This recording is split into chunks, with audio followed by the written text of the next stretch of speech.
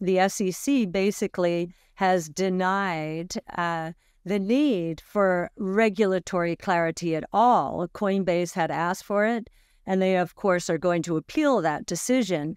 But the SEC is repeating once again, no, the regulatory structure we have in place is fine for crypto. And this also happened when derivatives became a question, and the SEC and the CFTC, the Commodity Futures Trading Commission, started bucking heads against this idea that one had control versus the other. And ultimately, that went to the Supreme Court, to Ophelia's point. It took many years, and in 2000, there was a decision. I think it was 2000.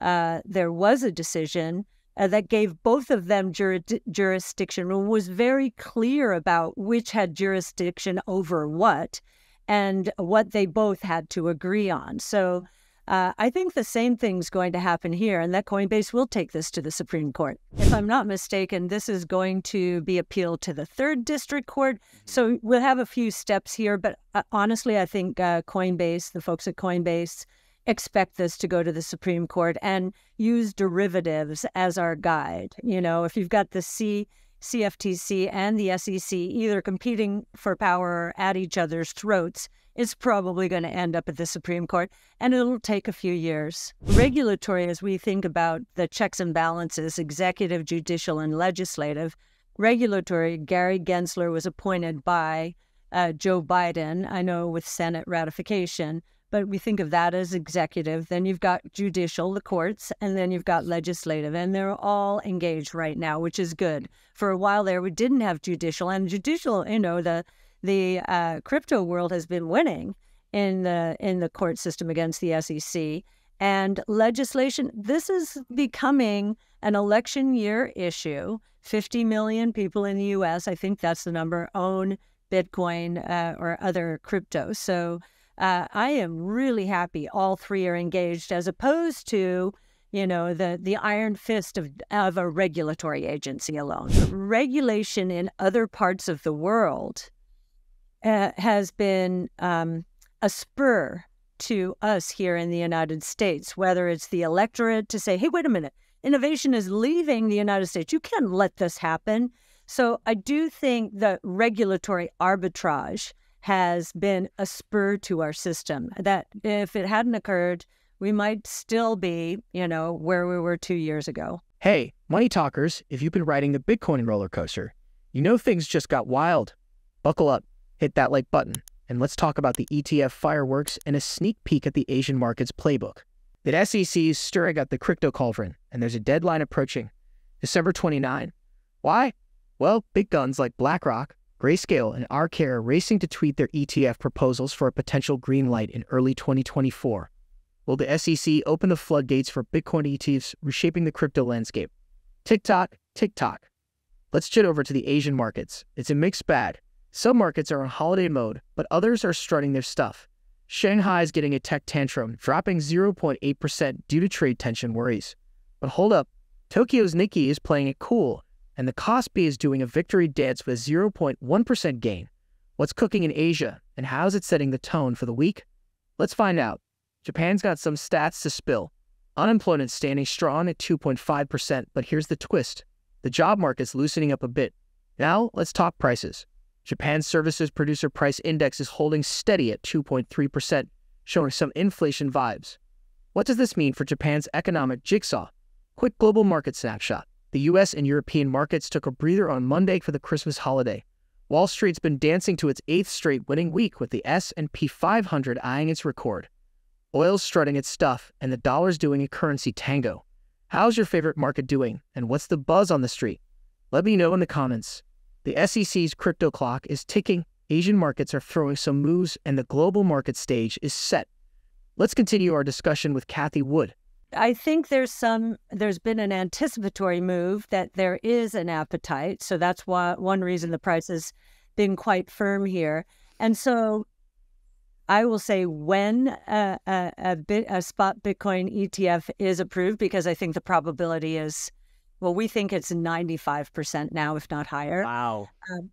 Yes. Specifically in the early January window, or just, We think it's very high. Ophelia, you might have a lower odds, I don't know, but all the signals are. It could still, there could be still some details which, which would force the SEC. Our ARK 21 shares deadline January 10th is the forcing function here. And is there a scenario where the SEC would come to all of us in line and say, okay, we've just discovered this, we didn't know about it, we would like you to, or we would like to push all these decisions back up to them. I don't know, but so far, so good. I don't think, I know that the cash versus in-kind, create and redeem, is an issue here, but, and we can talk about that later, but I think a couple of things happened, especially something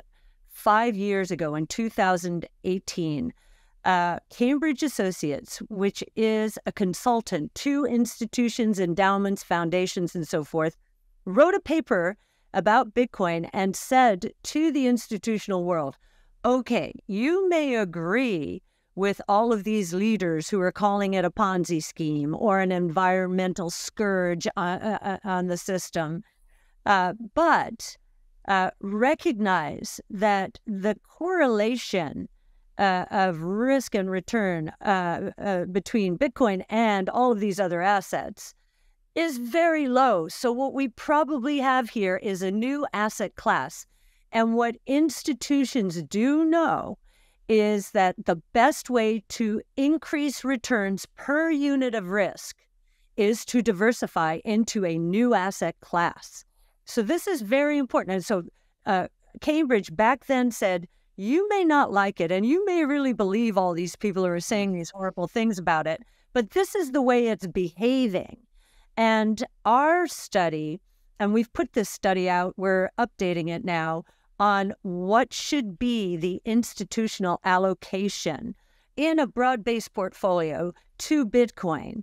If you want to, this is as of last year, we're about to publish new numbers, but as of last year, if you wanted to minimize volatility, the optimal weight of Bitcoin in your overall portfolio would be 2%. If you want to maximize your Sharpe ratio, so your return per unit of risk, then the number is closer to 6%. And this kind of makes sense because I remember other new asset classes, real estate very early in my career. So 70s and 80s, real estate was the new asset class. And institutions started with a 1% allocation and then gradually moved up to that 5-ish%, maybe above. And then emerging markets, when that became a category, because it wasn't one emerging market at a time, but it was a category, a new category. Again, started with 1 and moved up to 5%.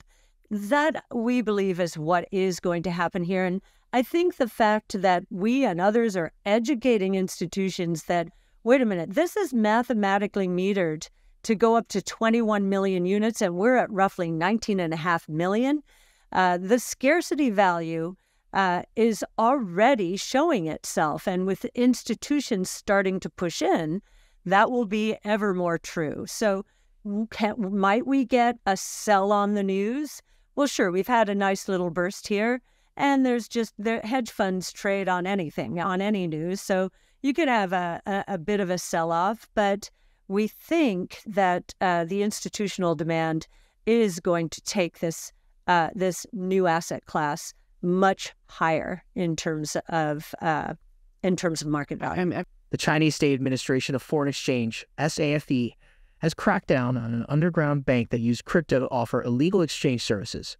The operation, which had over 1,000 bank accounts and a presence in 17 provinces, moved over 15.8 billion yuan, $2.2 billion, to purchase crypto on exchanges overseas and provide yuan exchanging services. U.S. Congressman Tom Emmer has highlighted various crypto bills that passed out of the House Committee on Financial Services this year. Among them is his appropriations amendment bearing the U.S. Securities and Exchange Commission, SEC, from using taxpayer dollars on its abusive crypto enforcement tirade until Congress passes legislation giving the SEC jurisdiction over this industry. If you enjoyed the video, don't forget to give it a thumbs up and subscribe to our channel for more daily updates. Remember, knowledge is power, and we're here to empower you on your financial journey. Until next time, happy investing.